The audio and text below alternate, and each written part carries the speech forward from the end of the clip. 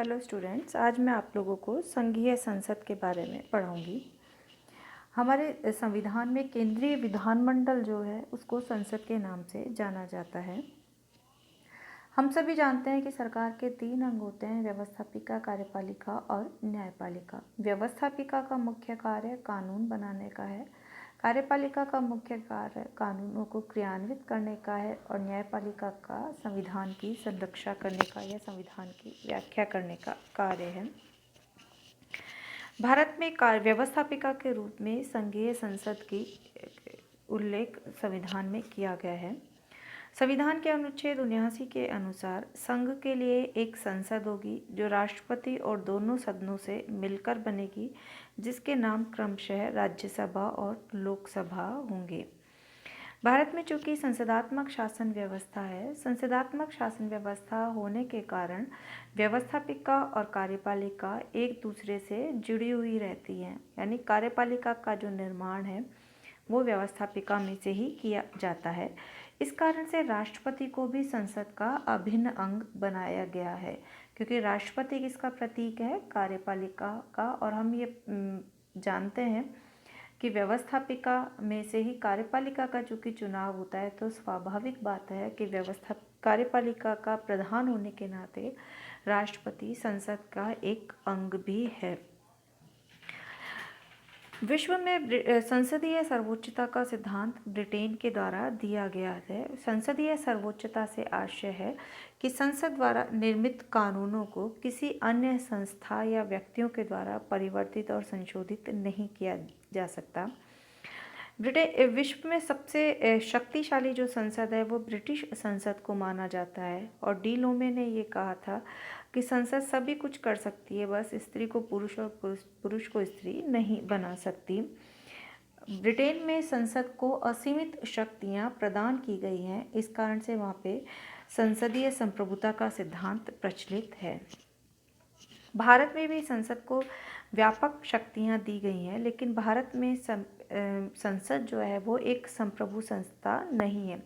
संप्रभु संस्था हम किसे कहते हैं? जिसके द्वारा निर्मित कानूनों को किसी भी संस्था व्यक्तियों के द्वारा संशोधित और परिवर्तित नहीं किया जा सकता हो। अब भारत में संसद सर्वोच्च है, लेकिन संसद संप्रभु संस्था नहीं है। उसका कारण ये है क्योंकि भारत में बहुत सारे ऐसे संवैधानिक प्रावधान किए गए हैं जिनके द्वारा संसद की शक्तियों पर कुछ सीमा तक प्रतिबंध लग जाता है। भारत में न तो ब्रिटेन के समान संसदीय सर्वोच्चता का सिद्धांत है और न ही अमेरिका के समान न्यायपालिका की सर्वोच्चता का सिद्धांत है।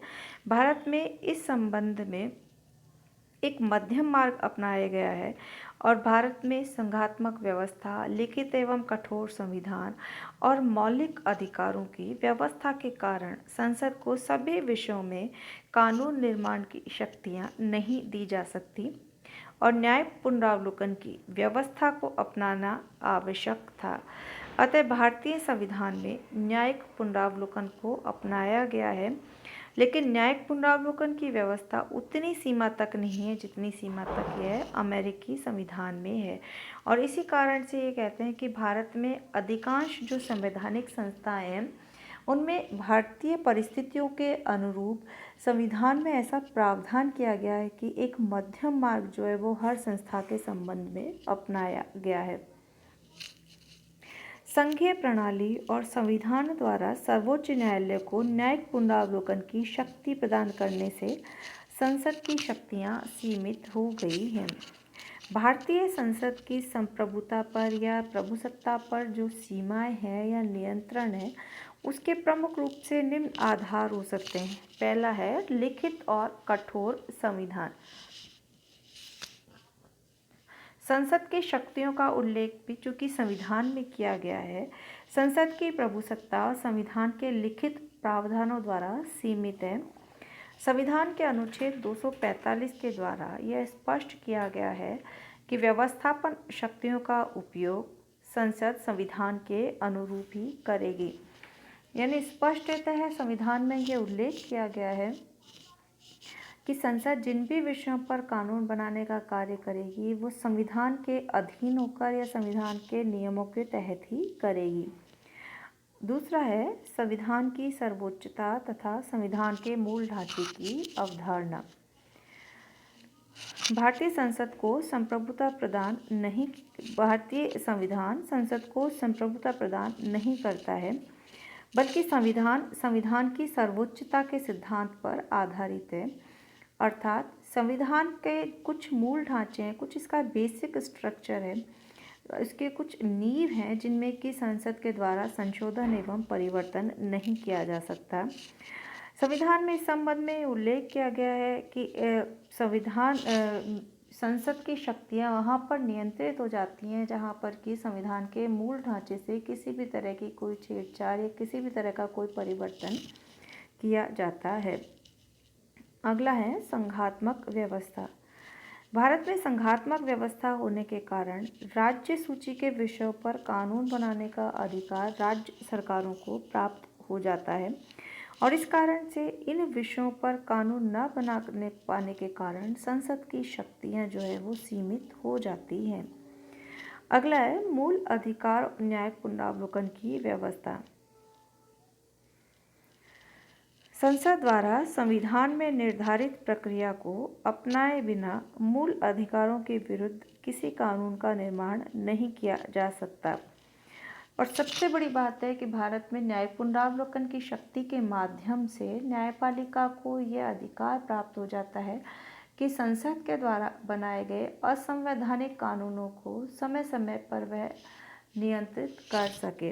न्यायिक पुनरावलोकन की इस व्यवस्था के कारण ही संसद के जो संप्रभु अधिकार हैं उन पर किसी न किसी रूप में नियंत्रण स्थापित हो जाता है। न्यायिक पुनरावलोकन की व्यवस्था जिस रूप में की गई है उसके कारण भारतीय संसद की स्थिति ब्रिटिश संसद और अमेरिकी कांग्रेस के मध्य में कहीं हो जाती है।